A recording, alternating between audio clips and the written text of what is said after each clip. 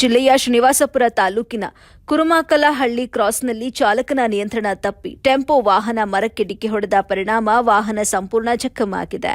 ಚಾಲಕ ಹಾಗೂ ಸಹಾಯಕನಿಗೆ ಗಾಯಗಳಾಗಿ ಆಸ್ಪತ್ರೆಗೆ ದಾಖಲಾಗಿರುವಂತಹ ಘಟನೆ ನಡೆದಿದೆ. ಅಪಘಾತದಲ್ಲಿ ಗಾಯಗೊಂಡ ಚಾಲಕ ಅವಗಾನಪಲ್ಲಿ ಹಾಗೂ ಸಹಾಯಕ ಗೌನಿಪಲ್ಲಿ ನಿವಾಸಿಗಳೆಂದು ತಿಳಿದು ಬಂದಿದೆ. ಅಪಘಾತದಲ್ಲಿ ಗಾಯಗೊಂಡ ವ್ಯಕ್ತಿಗಳನ್ನು ಕೂಡಲೇ ಸ್ಥಳೀಯರು ಸಹಾಯದೊಂದಿಗೆ ಆಸ್ಪತ್ರೆಗೆ ದಾಖಲು ಮಾಡಲಾಗಿದೆ.